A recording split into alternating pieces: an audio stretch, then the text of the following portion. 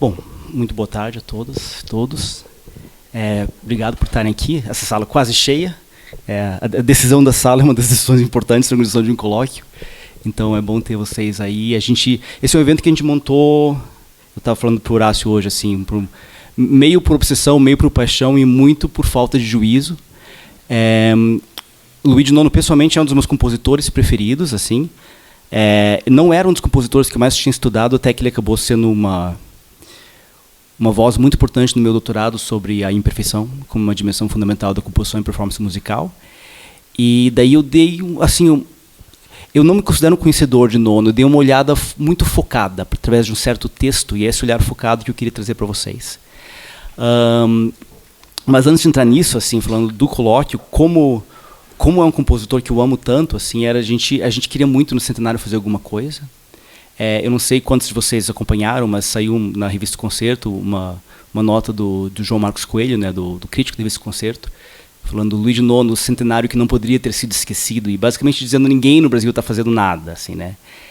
Eu não sei o quanto foi feito depois, mas eu coloquei na cabeça, eu coloquei na nossa cabeça, né, que a gente ia tentar fazer alguma coisa com o Ensemble Mobile, embora não tivesse nada fora solos que fechasse para nossa formação. E a gente bolou um concerto que ia ser apresentado em Porto Alegre, num evento organizado pelo professor Cunha. Ele convidou o Mobile e a gente pegou alguns fragmentos e arriscamos uma transinterpretação, que é um assunto que eu não vou entrar hoje. Eu vou deixar para as perguntas. Só que todo mundo sabe o que aconteceu com Porto Alegre, né? Então, esse projeto ficou assim na vontade. E foi chegando no final do ano... mesmo antes disso, quando a gente já sentia que Porto Alegre não ia rolar, eu conversei com o Horácio, estava no FECAN, lá em Indaiatuba, e mencionando o Nono, ele falou, eu já toquei o Soferte Onda Serene. E eu falei, a gente queria muito fazer, mas a gente não sabe. Ele falou, se chamar eu vou. Então foi um pouco nesse espírito, assim, a coisa de 1 mês e meio atrás com o Felipe, a gente estava falando, o Felipe falou de transformar o concerto num colóquio também, para conseguir um apoio maior da instituição, essas coisas. E ele falou, tem a Marta Castelo Branco, que é especialista nisso. Quem sabe ela viria, mas a gente não tem dinheiro, tal. Falou, não custa perguntar, né? E perguntamos, recebemos um sim. Então é nesse espírito que a gente está fazendo esse evento, assim. E por isso eu quero de novo agradecer a todo mundo pela presença. Assim, é uma ação coletiva e para Nono isso tem um significado muito especial. Entrando um pouco no assunto, eu falei que eu vou dar um olhar muito focado hoje. E é um olhar que começa no texto. Eu ia dizer que começa no texto e acaba na música, mas até essa parte eu vou deixar um pouco em aberto. Vou dizer que a gente começa no texto, a gente se aventura a pensar em direção à música e a gente vai concluir essa escuta amanhã. Então ele é um processo pensado também como um processo aberto que vai, de alguma maneira, desenhar um arco no colóquio inteiro. E esse texto do qual parto é um texto que, na minha leitura, se tornou um pouco, digamos, um clássico cult, assim, um clássico lado B. No sentido de que não aparece muito nas notas de, digamos, de cursos, assim, de faculdades, mas que você menciona, aquele texto, conheço esse texto, que é o texto chamado O Erro como Necessidade, né? L'errore como necessità, do Luigi Nono. Esse texto é de 1983, e ele aparece nos escritos e colóquios, que são uma compilação. E é um texto muito curto, né? Ele é um texto de uma página, digamos, uma página 4, né, 2 páginas em folho A5. E que para mim foi um texto muito importante quando eu li como compositor já há 15 anos atrás, quase 13 anos atrás. E esse é um texto que o Nono ele escreve quando ele já está chegando nos 60 anos, tem 58 anos quando escreve esse texto. E ele está adentrando, ou já está assim, em meados, talvez, no primeiro terço da terceira fase. Se a gente quiser classificar Nono, é costumeiro falar em 3 fases. Uma primeira fase é a fase serial, né? Vai mais ou menos de 48 a 60. Uma segunda fase que é marcada por um engajamento político direto e aberto, com muito foco no texto, tem aspectos dramáticos da música dele. Nono era comunista, né? Engajado comunista, membro do Partido Comunista, e do ponto de vista técnico, essa segunda fase é marcada pelo uso de tape, de eletrônica fixa. E aí a gente está falando de 60 a 76, mais ou menos. E numa terceira fase, a música dele fica mais talvez mais íntima, mais frágil, como se voltasse em vez de um movimento completamente com os conteúdos completamente exteriorizados, se voltasse um pouco para dentro, mas nem por isso menos utópico, né? Uma outra maneira de dizer que talvez em vez de falar do que é importante, ele está se voltando para fazer o que é importante, que é um argumento que eu vou tentar fazer aqui hoje um pouco. E do ponto de vista técnico, começa a trabalhar com live electronics, com eletrônica ao vivo, que é, do ponto de vista do erro, uma decisão muito importante. E essa última fase seria de 76 a 90. Claro que eu sempre tenho medo de dividir em fases, né? Porque a gente sempre pode fazer outras periodizações e críticas, e outro porque é um mecanismo de sobrevivência artificial. Mas tem esses momentos claros, e algumas coisas permanecem, né? Permanece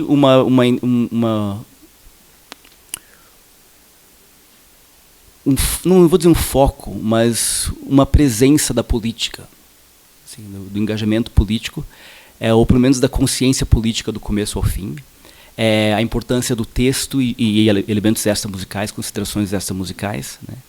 E também, um outro aspecto, a sutileza no tratamento dos materiais. De alguma maneira, o que a gente encontra nas peças da fase serial já são extremamente refinados, e a gente encontra o mesmo refinamento na música mais aberta de todas. E daí eu toco um pouco no que talvez muda, ou pelo menos parece mudar, acho que muda, que não deixa de ser notório que um compositor que começa num momento que a gente entende como muito pré-determinado, né, uma pré-determinação geral do serialismo, e vai em direção a uma abertura, ou seja, a um foco no incidental, no acidente e no que acontece no presente. Uma música que é composta no começo pensando em categorias gerais, né, de pitch class, né, notas, em primeiro lugar, a superestruturação das notas, e vai se deslocando para um foco no timbre, na imanência, no que está acontecendo no presente, e, em última instância, para uma unicidade sônica. Assim, quando eu falo unicidade, eu digo a qualidade de ser único, que só o que acontece uma única vez no presente pode ter. E, a meu ver, o texto aponta para isso. Num outro ângulo, então esse é o meu ponto de entrada, esse é o compositor, esse é o momento. Do ponto de vista um pouco mais metodológico, essa palestra ela é um pouco um estudo de caso, de uma questão que eu acho que é sempre um pouco elusiva, que é como é que as ideias de um compositor se relacionam com sua música. Né? Como é que o compositor fala se relaciona com o que ele diz? Classicamente, em textos mais técnicos, isso é mais fácil. Né? A gente pega Schoenberg falando da série decafônica, é mais fácil de mostrar como é que ele diz, como é que ele faz o que ele diz. Mas quando a gente começa a caminhar para a estética e para a filosofia da música, o terreno fica mais escorregadio. Né? Tem vários compositores, eu não vou citar nomes porque vai que eu pego alguém que é apaixonado por um certo compositor, mas que você ouve a música e fala, nossa, que coisa maravilhosa. E você lê o texto e você fala, quê? Tipo, não, me deixa com a música. Ou, ao contrário, você lê o texto e fala, nossa, que ideias, que ideias. Daí você ouve a música e se diz, cadê? Né? Ou então, às vezes, você ouve a música, acha chata, lê o texto, daí se esforça para engravidar de ré assim, as coisas, colocar no texto a valoração que você colocou na música. Então, é uma relação um pouco complicada. Né? E, então, a proposta é dar uma olhada no texto. Tudo bem, Estevão? Dá uma olhada no texto. A gente vai pegar 3 peças, vai apontar algumas, não conexões, mas algumas encarnações possíveis dessas ideias. E daí a gente vai lançar esse arco para o concerto de amanhã. Deixa eu ver se eu já me perdi.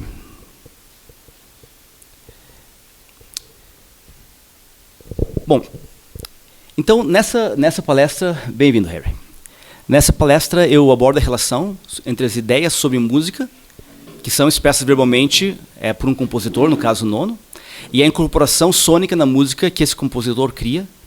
Eu tomo como estudo de caso esse texto de Luigi Nono, L'errore como necessitar, em comparação com 3 composições selecionadas, do último período, ou uma entrando assim do final do segundo período e outras duas do último período, que são o Sofferto e Onde Serene, de 76, a Pierre de Lazuro Silentium Inquietum, de 85, e Postpreludium Numerum Perdonal, de 87. Os observadores mais atentos terão percebido que essas são 3 das 4 obras contempladas no concerto de domingo. Sendo assim, um pouco por estratégia, um pouco por didática e talvez um pouco por sadismo mesmo, a gente não vai ver nenhum áudio hoje. A gente vai... Isso talvez seja um pouco paradoxal, sendo que o tema é escuta, mas eu penso nisso mais como a gente vai abrir o arco da escuta para 2 dias. A gente vai começar com texto, a gente vai olhar para partituras, vamos discutir ideias, e eu vou deixar essa escuta em aberto para a gente realizar ela na obra. Porque eu tenho muito medo do poder de fechamento, especialmente quando é uma gravação, a gravação do intérprete original, a gente ouve, a gente fala, pá, beleza, é isso.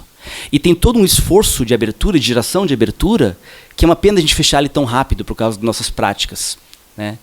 Então eu acabei tomando essa decisão, e também porque é um luxo, assim, a gente vai ouvir as obras, né? E claro que daí eu também obrigo todo mundo a vir no concerto, que é uma coisa muito boa.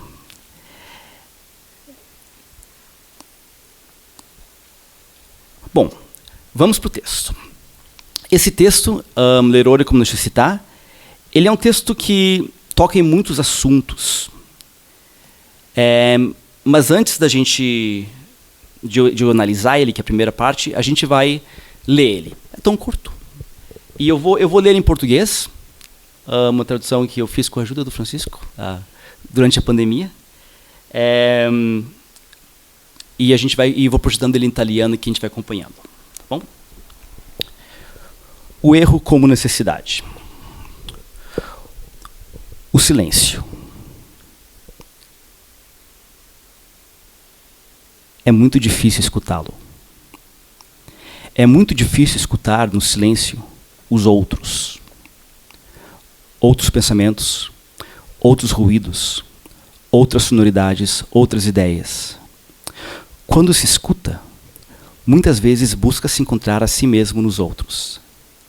Reencontrar os próprios mecanismos, sistemas, racionalismo no outro. E isso é uma violência absolutamente conservadora. Em vez de escutar o silêncio, em vez de ouvir os outros, espera-se escutar mais uma vez a si mesmo. É uma repetição que se torna acadêmica, conservadora, reacionária. É um muro contra os pensamentos, contra aquilo que, ainda hoje, não é possível explicar. É a consequência de uma mentalidade sistemática baseada no a priori, quer seja interior ou exterior, social ou estético. Ama-se a comodidade, a repetição, os mitos. Ama-se escutar sempre a mesma coisa, com aquelas pequenas diferenças que permitem demonstrar a própria inteligência. Escutar a música é muito difícil. Creio que hoje seja um fenômeno raro. Escutam-se coisas literárias, escuta-se aquilo que foi escrito, escuta-se a si mesmo em uma projeção.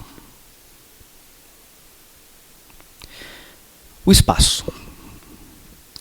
A sala de concerto clássica é um espaço horrível, porque não oferece possibilidades, mas apenas uma possibilidade.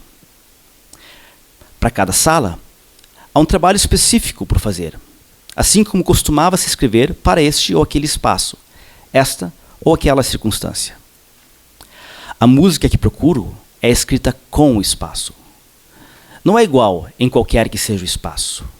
Antes, trabalha com ele. Isso permite uma grande diversidade. No espírito de Musil, se existe um senso de realidade, deve haver também um senso de probabilidade. Não é preciso que aquilo que foi escolhido seja único e justo. Talvez aquilo que não foi eleito seja mais correto. No trabalho em estúdio, na música eletrônica, é assim que acontece. Há muitos imprevistos, acasos, erros que têm uma grande importância, como teorizado por Wittgenstein. pois o erro é aquilo que vem romper as regras, a transgressão, aquilo que vai contra a instituição estabilizada, aquilo que impele em direção a outros espaços, outros céus, outros sentimentos humanos, para dentro e para fora, em direção ao interno e ao externo, sem dicotomia entre os dois, como a mentalidade banal e maniqueísta ainda hoje sustenta. Diversidade de pensamento musical. Não fórmulas musicais, regras ou jogo. Um pensamento musical que, em vez de fornecer um novo ofício que permita fazer a música assim chamada de hoje, um ofício que pode ser utilizado como fórmula, transforma o pensamento dos músicos. Schoenberg, quando fundou sua sociedade de concertos, sempre impunha muitíssimos ensaios. Para a Kammersinfonie Opus 9, por exemplo, fez uma dezena de ensaios, mas não executou o concerto. Isso me fez refletir muito. O trabalho de exploração é de fato infinito. A finalidade, a realização, consiste em outra mentalidade. Talvez a ideia de Schoenberg não seja loucura. Salve, Maurício. Talvez ela contenha uma grande verdade. Frequentemente, no trabalho de pesquisa ou nos ensaios, explodem conflitos. Mas estes são momentos muito emocionantes. Depois, há a ritualidade do concerto. Talvez seja possível mudar esta ritualidade. Talvez seja possível despertar o ouvido. Despertar o ouvido. Os olhos, o pensamento humano, a inteligência, o máximo da interiorização exteriorizada. Eis o essencial hoje. Eu tive sorte que o Maurício ficou atrasado e não pode corrigir mais meu italiano. Então, esse é um texto que passa por muitos assuntos. Ele é um texto poético, né? Ele não é um texto técnico e ele nem é propriamente um texto filosófico, né?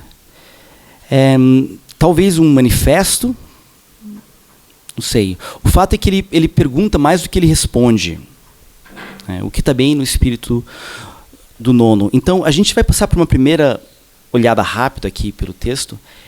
Ele começa, claro, com o silêncio, com o ato de ouvir, com a dificuldade de ouvir. E ele faz uma posição entre igualdade e alteridade, né?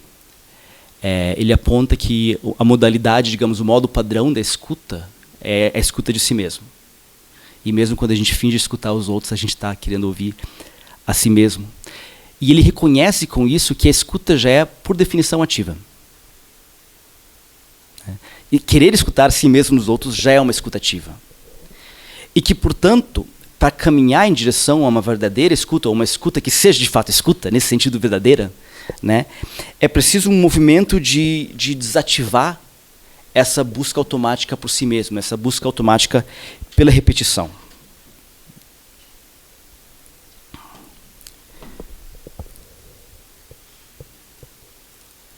Deixa eu sair do texto aqui, senão vai ficar todo mundo lendo o texto em vez de me falar.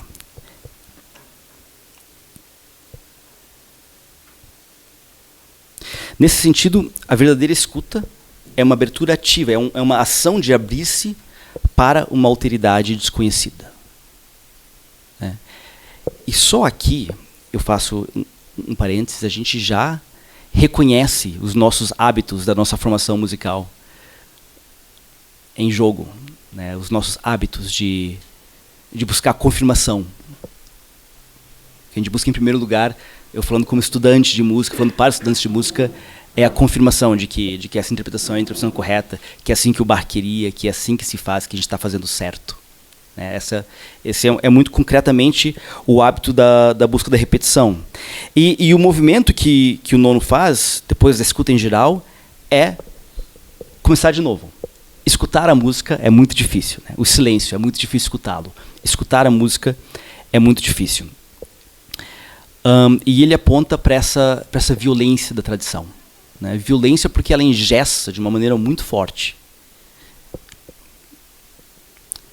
é o hábito da repetição e da microdiferença, que nessa frase que eu acho muito feliz, nos permitem demonstrar a própria inteligência, né?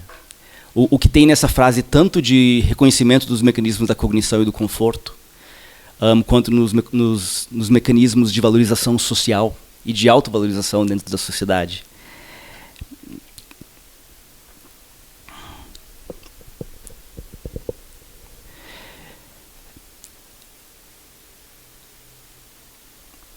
Daí ele faz um salto. O espaço. Ele abre para o espaço.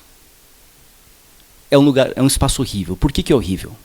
De novo, a gente vê uma oposição entre nesse caso não é repetição, mas o fechamento. O uno e o múltiplo.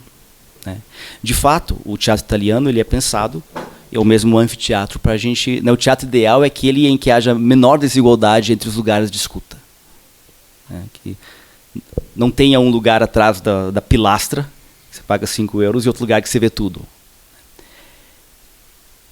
E a ideia é que todos ouçam o mesmo. E essa é uma herança perfeccionista. Que a escuta seja o mais ideal possível para todos. Né? Agora, é claro que Nono tinha idade para se lembrar do fascismo italiano.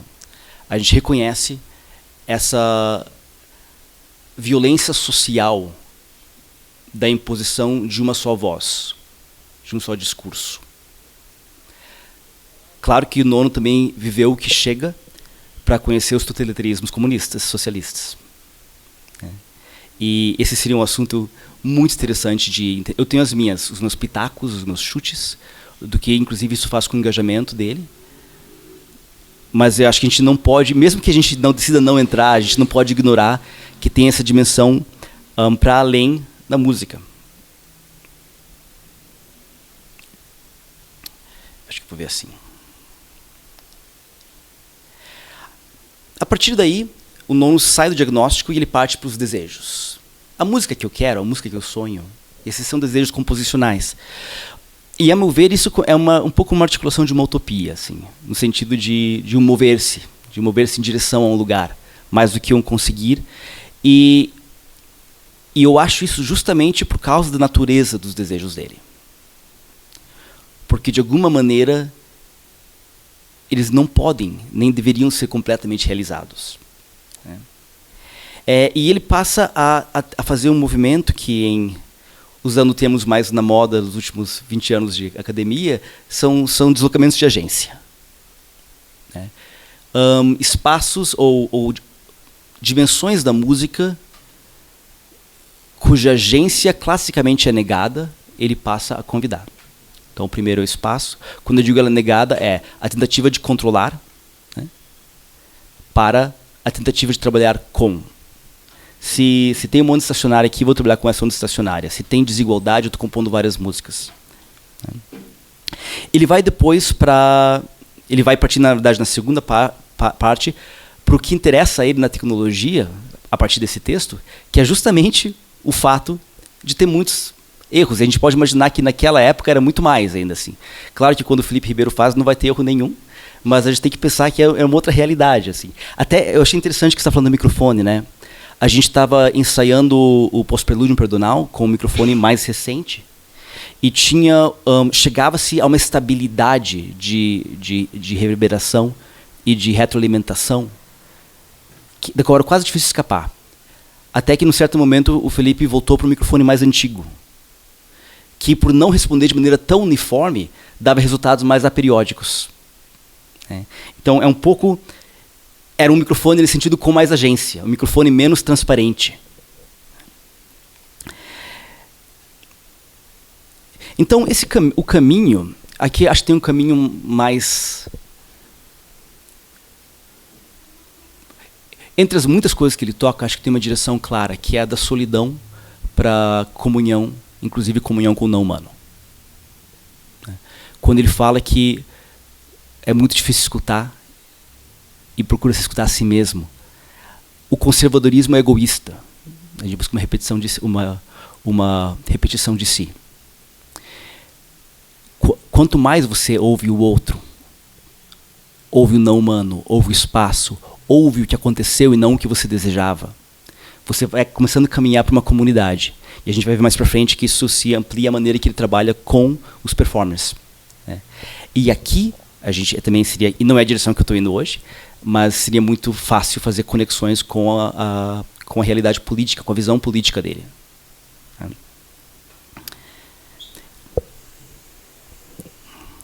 Ele passa por essas estações de Musil e de Wittgenstein, elas são um pouco misteriosas. Eu fui atrás delas, assim, tem algumas hipóteses, especialmente Wittgenstein provavelmente está citando uma crítica que Wittgenstein faz a Fraser no Pomo de Ouro, em que fala de mágica versus ciência. Ele aponta que o que Wittgenstein aponta é que a compreensão de que o elemento mágico na mitologia é um erro nasce de uma...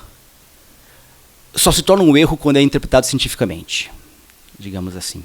Mas o que para mim é essencial nessas duas referências literárias, essa ideia de que o senso... Existe uma posição entre o senso de realidade e o senso de possibilidade. Entre o que é e o que pode ser. Ou em vez de senso de realidade, eu poderia ter colocado senso de necessidade, né? O que o compositor escolheu, numa tradição mais fechada de composição. Né? E o que ele aponta é que a realidade nasce da possibilidade. Né? E, portanto, é maior.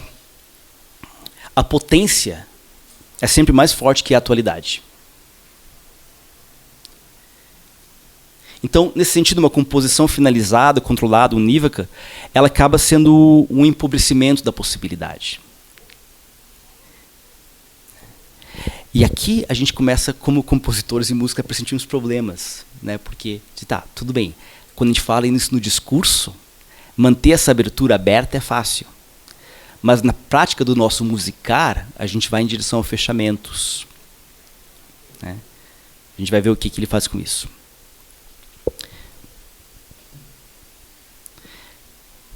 Do ponto de vista da filosofia, essa é uma das minhas frases preferidas, quando ele fala que não é preciso que aquilo que foi escolhido seja único e justo.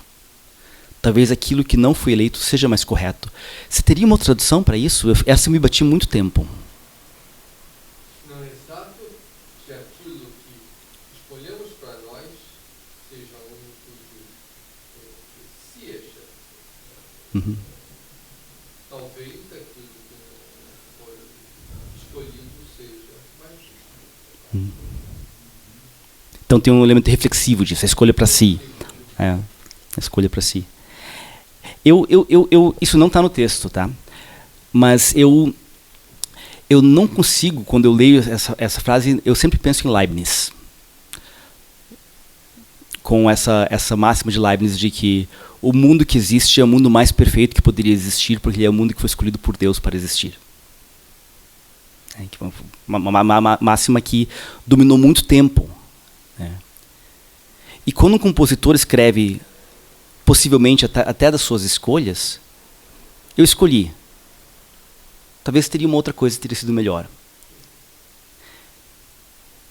Isso, como intérprete, a meu ver, tira um peso dos nossos ombros. E a gente vê que isso é refletido na prática dele, mas eu quero finalizar o texto antes de ir para isso. Do que vem de Wittgenstein, como eu mencionei, parece que é uma crítica de Wittgenstein a Fraser.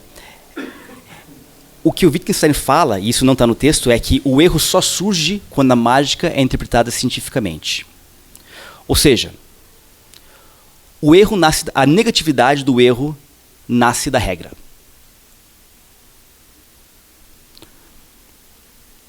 Dizendo de outra forma, a negatividade do erro é oriunda de uma pressuposição tácita da positividade da mera repetição do mesmo.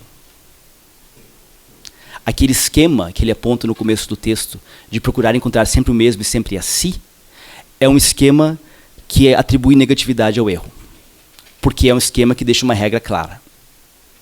Tanto mais vale, quanto mais conservador, quanto mais repetido, quanto mais passível eu for de dar um julgamento inequívoco.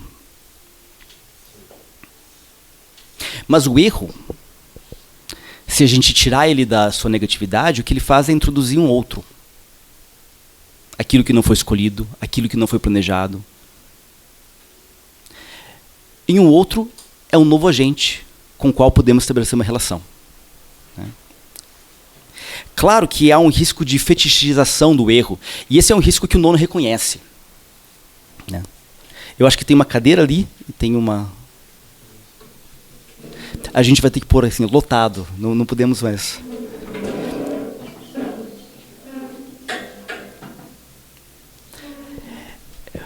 Ele aponta que, assim, das fórmulas, né, essa tentação, não fórmulas musicais, regras ou jogo, que daria para dizer a música de hoje. Então, música que tem muito erro agora está na moda.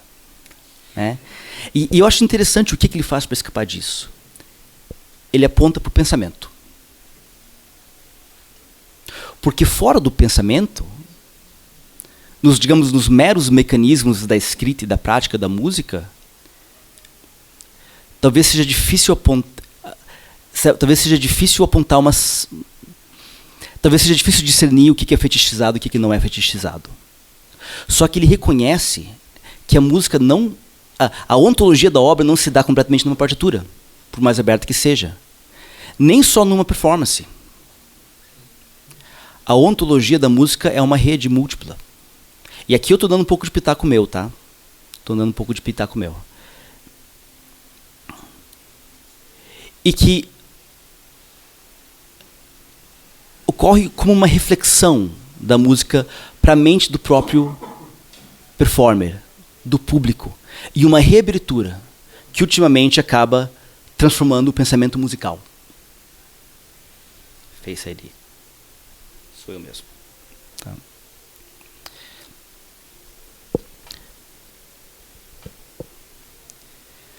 Ou seja, o nono começou com silêncio, o que levou à dificuldade de ouvir, primeiro os outros, depois a música. Ele relacionou o padrão de escuta com uma projeção do eu repetido, ou seja, uma busca de homogeneidade e mesmice. Ele relacionou isso à sala de concertos clássica, em seguida reavaliou o espaço como um agente de abertura positivo, que, aliado à instabilidade intrínseca da eletrônica, convida o erro para a música como uma semente fértil de novidade. Assim, aceitar a necessidade do erro pode transformar o pensamento musical em si mesmo e especialmente nos músicos. Esse processo de despertar os ouvidos, de abrir possibilidades como um mundo de potencial infinito, leva a uma maneira radicalmente diferente de ouvir e de fazer música. E agora a grande pergunta, né? E o que essas ideias, como essas ideias sobre música aparecem na música? Se alguém tiver muita vontade, tem umas cópias extras aqui das três peças. Harry, eu vou dar, mas eu vou falando porque eu não vou montar muita coisa. Então, se alguém quiser muito ver, isso também é um movimento de abertura. Eu falei, quem sabe as pessoas querem buscar por si. Tem acho que 2 ou 3 cópias de cada, assim. Por horas que a gente passa? Não tem para todo mundo. Tem 2, assim. Põe uma no canto, outra na outra. Quem tiver com vontade, pega. Tem acho que 2 de cada. Soferte, Mas, gente, assim, isso eu não tenho a pretensão de que todo mundo acompanhe as partituras. Isso é se alguém disser, pô, isso aqui tá legal, eu queria ir para outra página, eu vi que tem outra página, vocês têm um mecanismo para fazer isso. E não ficarem, digamos, com a curiosidade de vocês cabrestado por mim. Por isso que eu trouxe essas partituras extras. Tá? Eu imagino que vai ter 2 pessoas fazendo isso e o resto vai estar me ouvindo. Assim, essa é a minha... Por isso que eu também só pus 2. Tá? Bom, essa peça é de 76.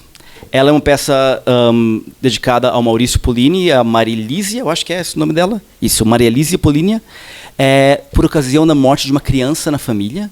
As fontes não identificam quem seria essa criança. E a imagética que a gente sabe que o nono referencia é sobre a multiplicidade dos sinos de Veneza. E a gente sabe que sinos têm também poéticas judaico-cristãs, talvez nesse caso só cristãs, de funeral. Né? E as ondas de Veneza que sofrem, mas no sentido de, em inglês, de suffer, de suportar, de continuar apesar de, né, de permanecer. Endure. Então os sinos tocam, as ondas continuam. E essa peça ela estabelece um jogo entre ausência e presença. O tape é todo feito com gravações do processo do Pollini e é sobreposto à execução ao vivo da música. Claro, quando eu falo entre ausência e presença, o tape é um registro de uma outra época, nesse sentido é uma presença de uma ausência, versus uma performance ao vivo. Mas a natureza desses tempos também é diferente. A natureza do tape ela é fixa, e a natureza da performance ela é fluida. E a estratégia de composição do nono, ela é muito... Ela, digamos, intensifica essa polarização. Porque o tape é uma faixa única, que vai do começo ao fim. Ter várias faixas permitiria ajustes. Né? Ter uma só, coloca uma opção para o intérprete. Ou ele vai estudar com cronômetro para ficar sempre exatamente a mesma coisa, ou ele vai, cada vez, desviar diferentemente do tape fixo. Só que essa primeira opção, o nono tira. E como é que ele tira? A parte do piano tem várias entradas diferentes. Então, ele pode se reajustar. Né? O que poderia ser uma sociedade perfeccionista para estar sempre certo. Só que daí tem um monte de acelerando, ralentando, fermata, acelerando, ralentando. Que são, claro, estratégias que favorecem a flexibilidade. Claro que um intérprete perfeccionista, eu ainda não vi a interpretação do Horácio, uma interpretação perfeccionista poderia querer fazer sempre igual. Estudar para sempre fazer o mesmo ralentando, esse é o meu agora. E nisso a gente esbarra numa coisa que é inevitável, mas é boa, porque coaduna com a mentalidade do nono, que é a música se faz em comunidade. Né? A prática de performance é uma dimensão inalienável desse processo composicional. Não haveria a opção de notação que garantisse a flexibilidade.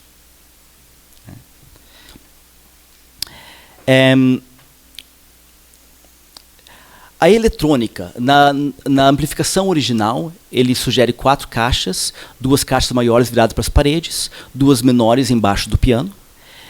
E a ideia, os comentários dele parece apontar para a ideia de fazer 2 coisas. Um é mesclar, de modo que a gente não saiba o que está vindo sempre, mas também dar alguma natureza de diálogo.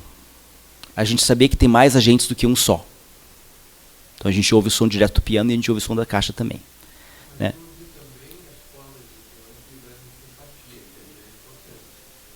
Sim. Fazem vibrar.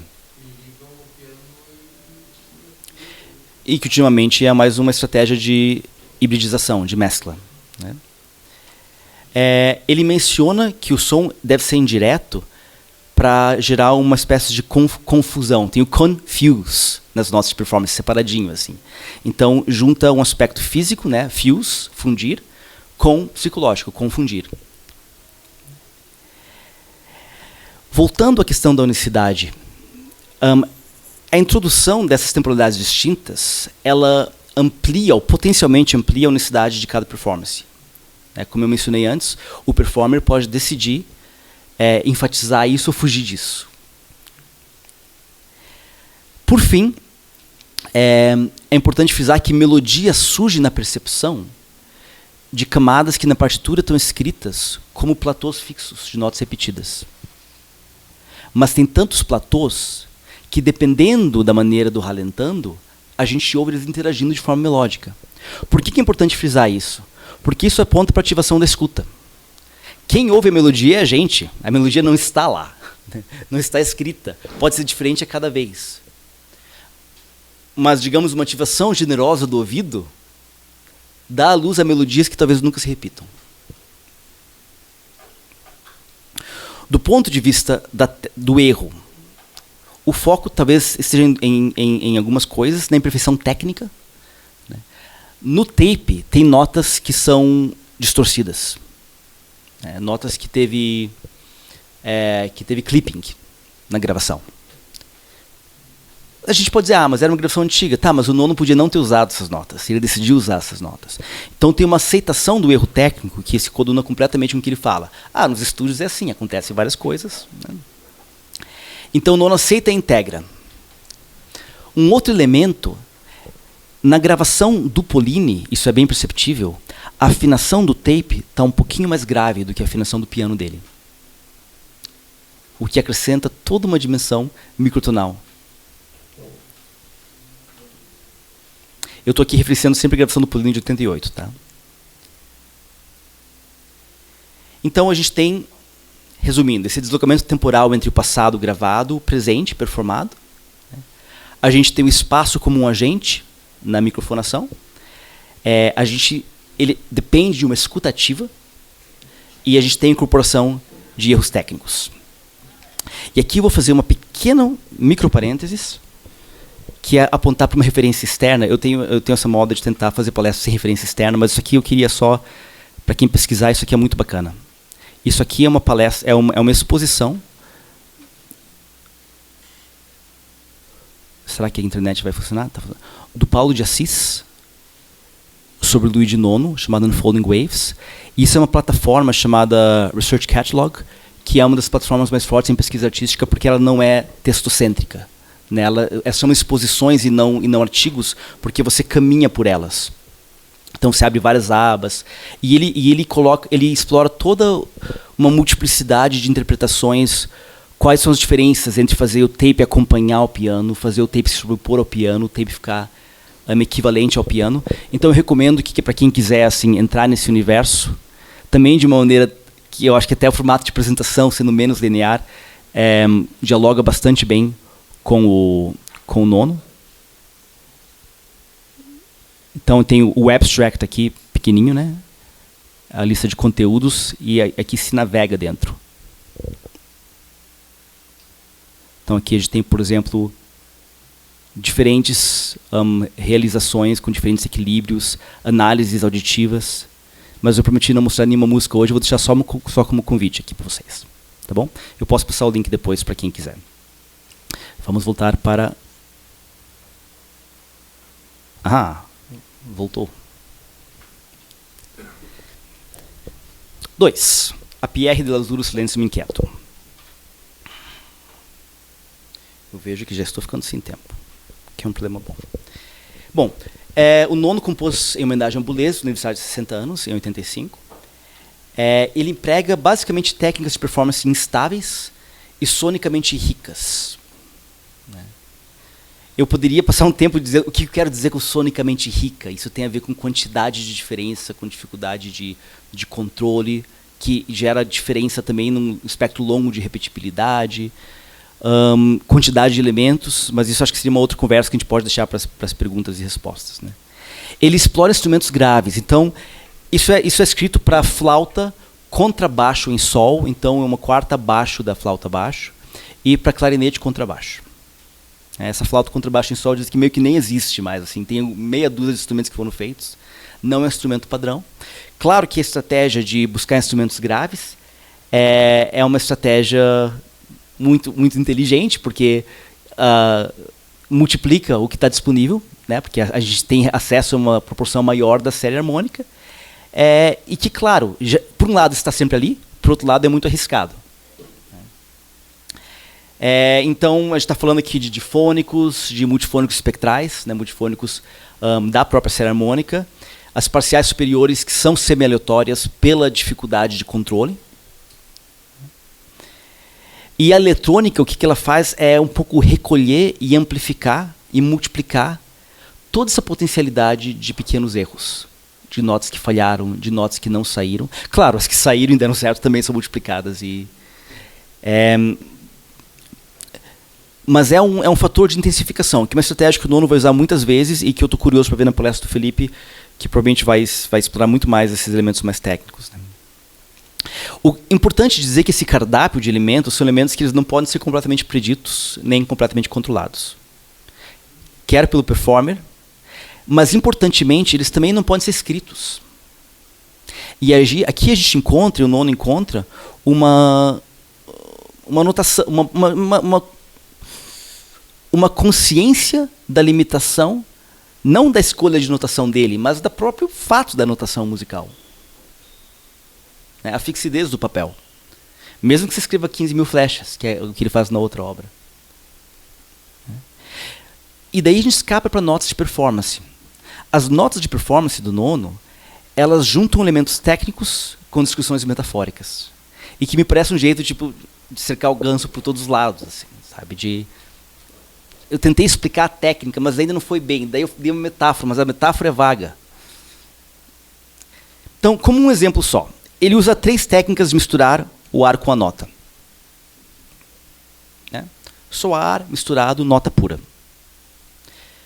Mas daí o nono, ou talvez o André Richard ou o Marco Mazzolini, que são os editores da edição crítica da Record, vocês podem até entrar, mas vão ficar em pé do mesmo jeito. Então, talvez puxar uma cadeira aí para a porta. Tinha umas cadeiras lá fora. Ó, a galera não se inscreve, né? Daí a gente...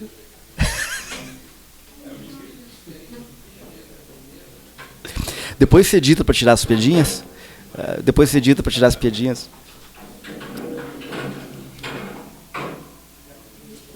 Ui, é. Ó, o patrimônio público, Francisco. Vamos todo mundo ver o Francisco carregar. Tem vidro...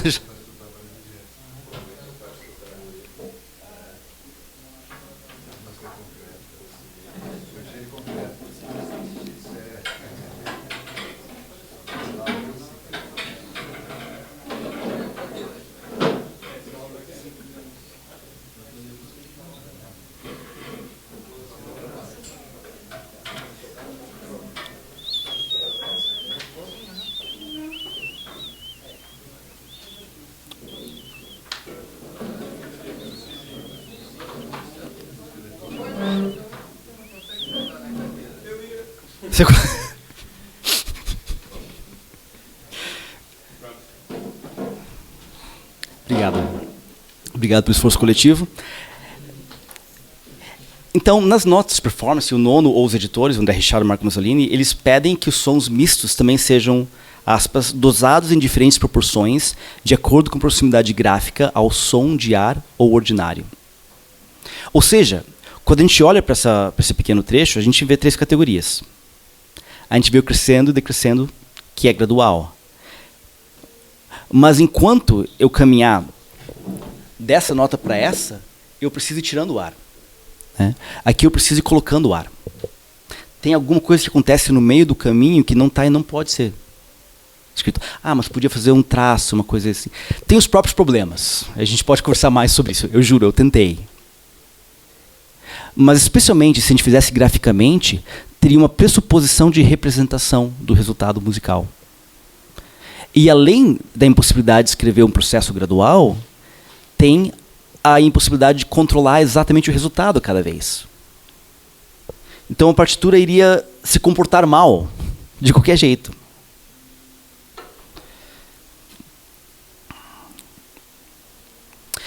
Anzitutto il suono è costantemente mobile. Né? Acima de tudo, o som é constantemente móvel. Essa é uma indicação do nono que aparece em muitas vezes, em muitas obras, nas notas de performance. O som está sempre se mexendo. E aqui, a gente vê ele se esforçando para explicar que, por um lado, não é para você ficar mexendo sempre nele. Algumas vezes é. Mas você deixar ele se mexer. Ou seja, tem, em primeiro lugar, uma posição binária. Uma posição entre fazer e deixar ser. Né? A gente sabe que tem coisas que, se a gente não controlar, o instrumento faz. Não fui eu, foi ele. Né? Agora, a gente também pode fazer ele fazer o que a gente não queria que ele fizesse de propósito. E fazer ele fazer o que a gente queria que ele não fizesse é uma maneira de a gente reassumir o controle e, portanto, a soberania. Então, forçar seria ruim. Mas, ao mesmo tempo, existe uma atitude performativa que é, digamos, incentivar o instrumento. Deixar ele mais à vontade.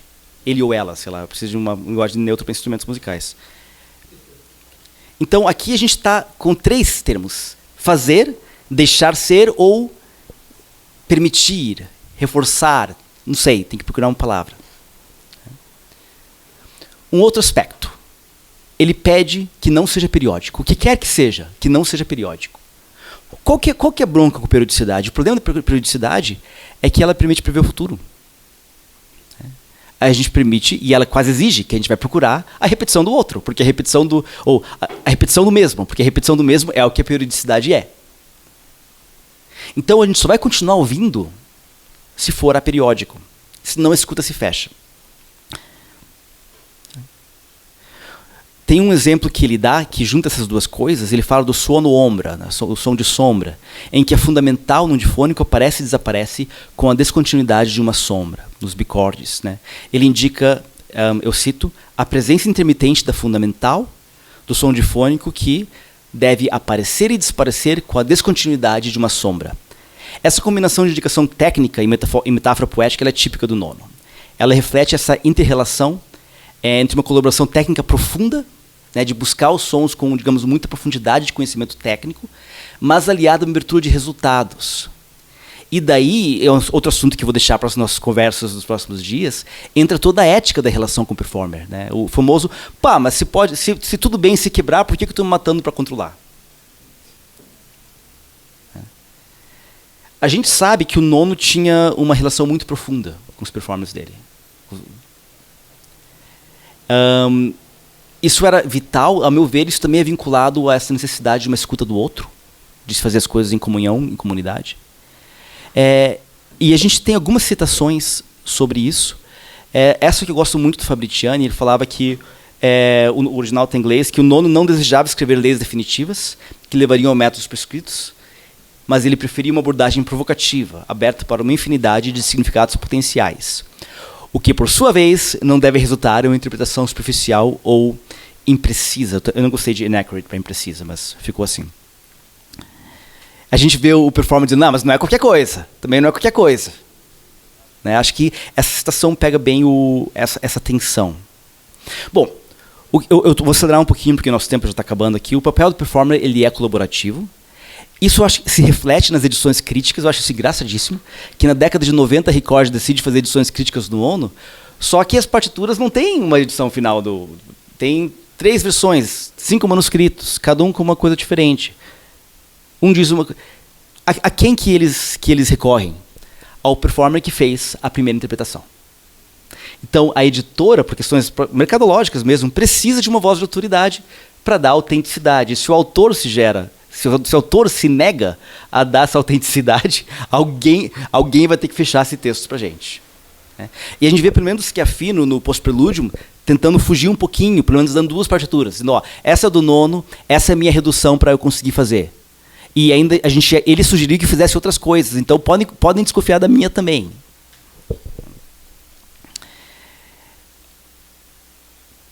E mesmo nesse processo com os performers, tudo que aparece no texto, esses erros no processo técnico, eles também reconhecem e frisam. Assim. Ao comentar o seu trabalho com o nono, o Fabriciani, por exemplo, ele reconhece o papel do erro, afirmando que, em muitas ocasiões, confirmamos que os erros podem, de repente, abrir outras possibilidades. Com isso, estou me referindo a erros técnicos, que são sempre possíveis, e as reações, às vezes, curiosas dos instrumentos. Esses erros são imediatamente interessantes, pois podem ser considerados como uma ruptura com o familiar e a norma estabelecida. Pois o erro é aquilo que vem romper a regra. Ou as regras, né? Plural.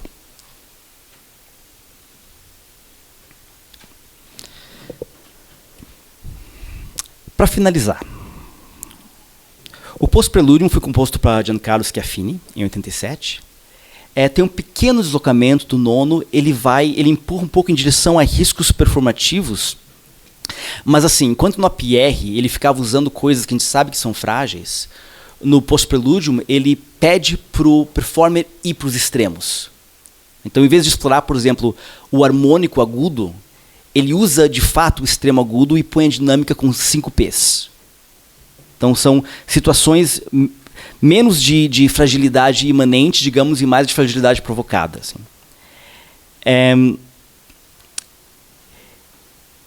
Ele multiplica as estratégias de instabilidade.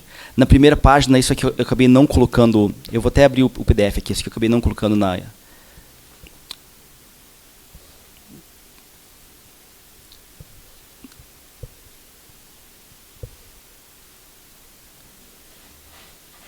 Mas é bom vocês verem. Não? Enable scrolling, please. Thank you very much. Aqui, esse é o manuscrito. Na primeira parte da peça, de fato é a primeira sessão, ele coloca 4 técnicas e linhas de caminho. São linhas coloridas. Eu já vou falar das técnicas, tá?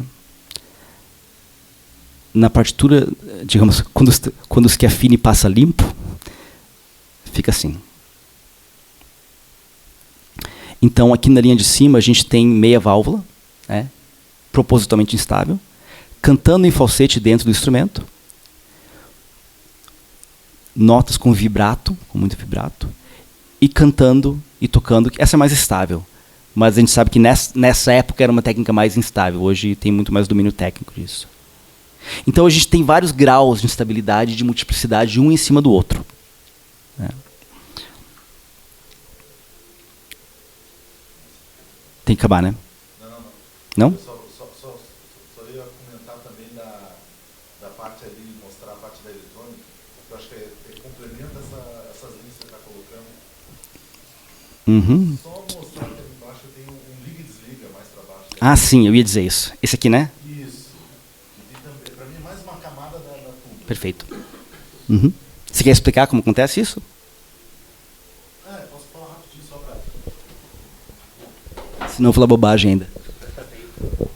Não, é só o pessoal ficar ciente que, assim como tem essas trocas das camadas de técnica, né, tem na eletrônica, propositalmente, o nono pede duas pessoas diferentes. Uma para selecionar o que vai ser gravado, digamos assim, e aquele que vai selecionar o que vai ser disparado. Então, assim, é uma cascata de armadilhas para o erro, digamos assim, né? E eu acho que, importantemente, isso é exatamente o próximo assunto que eu ia... Que não só a gente amplifica a variação e a possibilidade de erro, como a gente está convidando mais agentes, a gente está convidando mais pessoas para uma interpretação. Esse caminho para o intersubjetivo, para a comunidade, também, na minha opinião, é um caminho que tem implicações políticas.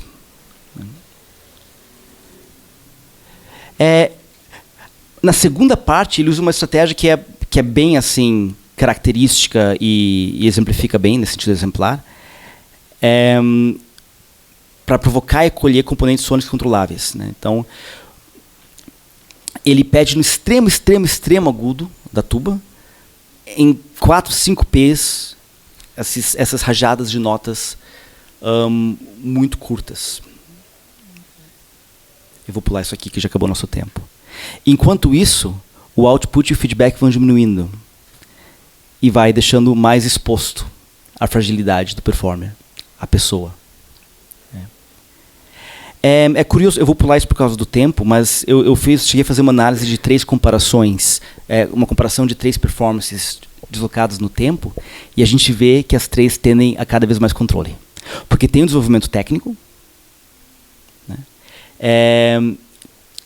Mas eu acho que tem um componente de tradição interpretativa também. E eu acho que seria difícil argumentar. Sempre na minha pesquisa sobre doutorado de imperfeição, alguém dizia, mas como é que ela dizia? But I could fake it. Né? Mas hoje em dia eu consigo controlar isso, que você disse que não é controlável. Né? Você escreve uma coisa que é impossível, mas uma hora alguém vai conseguir. E aí, o que acontece com tua música? Né? Eu acho difícil dizer que o nono ia preferir um intérprete que tivesse menos controle. Tecnicamente pior, nesse sentido. Mas eu acho que dá para dizer que ele não preferiria um intérprete que jogasse seguro. Que se negasse ao erro. A gente pode entrar nisso depois, se vocês quiserem. Eu vou pular isso aqui. E, por fim, a peça ela precisa dialogar com o espaço, assim como as outras. Tem uma hora que ele pede que é para crescer até ocupar completamente o espaço. Outra hora que ele diz que é para crescer até chegar no limiar da microfonia. Então, são, de novo, interações abertas e interações imanentes, interações da conjuntura de cada momento, que variam a cada vez. Bom, embora essas 3 peças... chega, não vou ler isso aqui. Ia ser muito ruim acabar isso aqui lendo. Eu estou consciente que o processo não é um processo exaustivo. Ele é mais um processo provocativo. Eu acho que tem uma certa concretude que a gente consegue ver, entender, a gente consegue sentir. Às vezes a gente consegue sentir antes de entender. Mas eu acho importante frisar que, no final das contas, isso só existe se a gente entende a realização musical como um universo múltiplo. Um universo que, sim, envolve a partitura, sim, envolve a realidade sônica de uma interpretação, mas em nenhuma dessas instâncias isso é tudo. Envolve nossas ideias, agora, depois, para quem não conhecia, agora envolve o conhecimento desse texto do nono. E esse envolver, ele mistura agentes humanos e não humanos. Um desses agentes sou eu. Né? Tem, com certeza, muitas más interpretações. Ou atos da minha vontade sobre nono. Assim como tem de nono sobre Schoenberg. Né? Queria argumentar que o Schoenberg não apresentou porque ele estava mais interessado no processo, não entender nada de como o Schoenberg pensava. Provavelmente ele não estava satisfeito porque não estava exatamente o que ele queria. Né? Ainda assim, nono, mal lendo Schoenberg, é um insight de um espaço dado pelo desvio entre as pessoas. Então, no final das contas, está bem. Se houver espaços de desvio meus em relação ao nono, eu estou em paz com isso. Porque eu acho que esse percurso que começa com esse texto, passa pela música, passa pelas nossas conversas, passa por domingo, não fecha em domingo. É um processo de transformação do pensamento musical e de comunhão. Isso que importa. Obrigado.